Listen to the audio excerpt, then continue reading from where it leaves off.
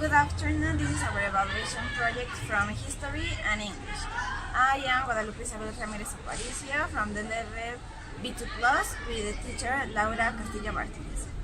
My name is Reyes Saavedra. I level in B1 with the teacher Ricardo Sanchez Torres. Okay, first we are going to explain what was the Mexican Revolution, and we are going to explain the Francisco y Madero ideas and Emiliano Zapata ideas. Okay, first, what is the Mexican Revolution? Ya. The Mexican Revolution was not a wholly historical event. It has become the basis of legitimacy political regime. Madero's project was extremely modern, similar to what is now being attempted in Mexico. From here, we focus on the Madero ideas. Okay, first I'm going to explain what was the most important ideas from Francisco y Madero. Okay, first he was born in 1873 in Parras, Coahuila, and he was of the capital characters in the settlement of the Porfirism universe, and he emerged the vertiginous and confusing world of the Mexican Revolution. He was a man of great initiative and skill in politics. He was seen from a very different angles. He appeared with his book entitled The Presidential Succession of 1910, written at the end of 1908, explained the evils of Mexico, which were the absolute power, militarism, and disinterest of the government for the needs of the people, and proposed its solution. Like other liberals of his time, he found the past, specifically in the context, the spirit of the letter of the Constitution of 1857, and his famous motto was freedom and suffrage, no religion. This means that he was against the reelection again of Porfirio Diaz. Okay, Madero was the man who drove the fall of the old Porfirism regime and channeled the revolutionary transformation of Mexico that would end up destroying him too, without giving him more opportunity to know the fruits of his own struggle.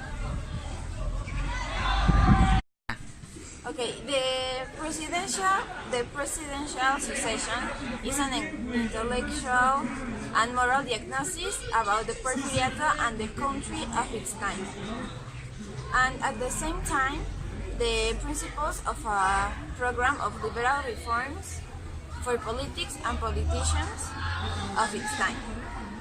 Divided into 7 sections, a summary and specific conclusions, the diagnosis on the situation of the country that Madero elaborates on the thesis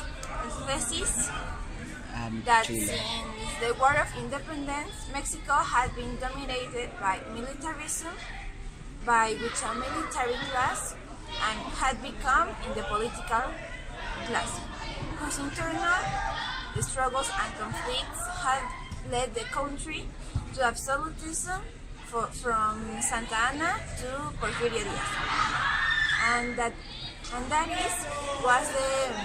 was the origin of the evils of the Republic. This means that Madero recognizes that since Since independence war of Mexico, Mexico has been dominated by the militarism and following the regime of the absolute power.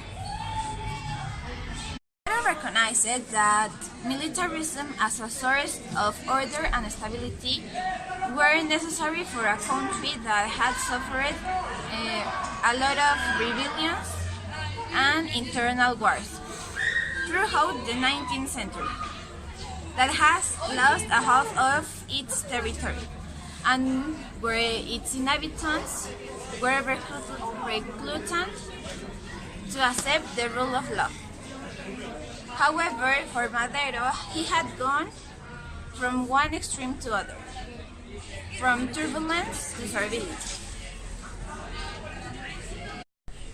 Okay, this is a phrase that Andrea Silva write in her book, in her article, but Madero said it.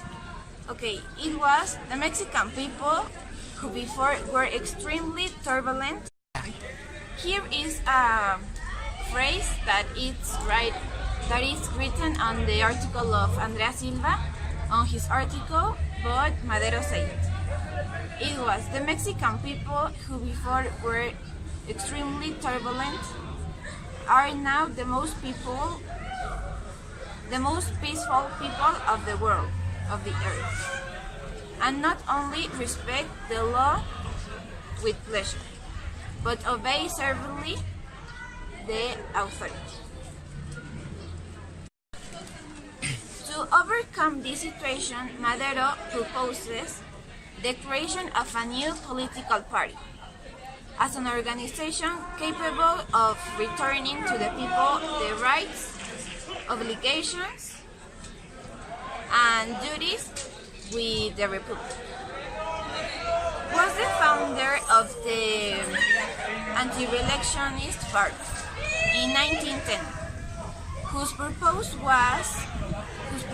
and motto was effective suffrage and non-dereliction. Chemically pure liberal, able to interpret the political and social evils of his time. As the effects of the absolute power and militarism, Madero's vision was a normative, public, normal vision of Mexican political life. On June 7, 1911, came to the presidency of Mexico, but decided to make an interim government headed by the Porfirista Francisco León de la Barra, which was a big mistake. In November 1911, the elections are held and Madero won, but these were the most democratic election in Mexico. Madero wins the presidency, but alliances with other revolutionaries had been difficult. After Zapata launched the Plan de Ayala, rebelled against him.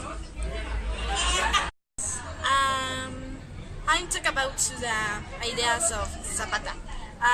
He was born on August 8 in 1879, in April 10.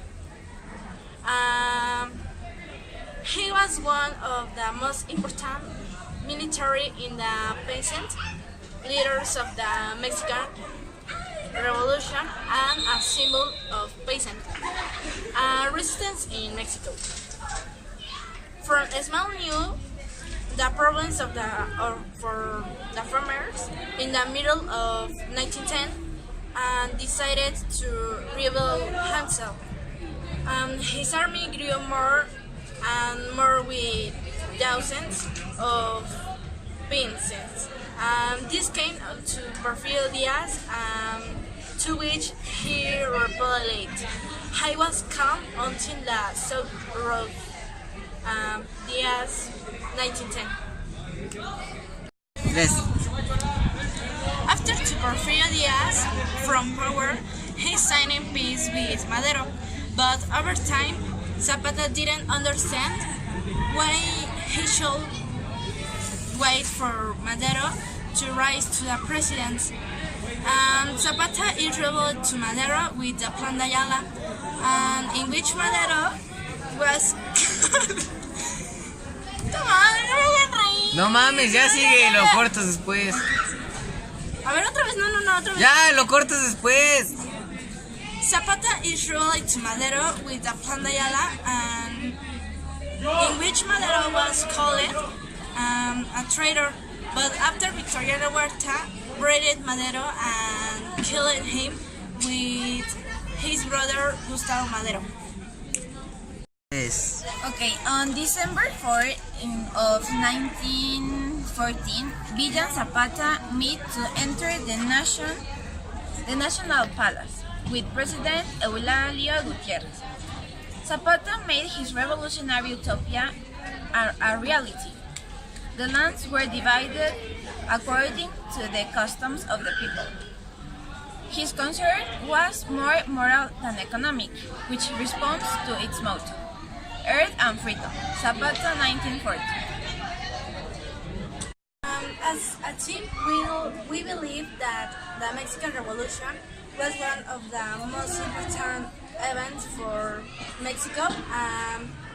Since the people meet to fight for something that belongs to them. We know that Mexico has not always been corrupt. We noticed this with Madero, that in spite of the fact that it cost him his life, he decided that fair elections would be held, to which it is right to find. Also, I think that maybe Madero's mistake was to be naive, since he trusts people who had already betrayed him. But despite that, I had thought that in governing the country fairly, he wanted everything to be without corruption, something that in the current Mexico has not seen so many presidents like that. Zapata, like Madero, wanted just government, but we consider that Zapata needed a little bit more of patience. It was understood that he wanted the rights for both him and his people. Despite this, I think they both had good ideas. Maybe different, but both wanted the same, just a fair government.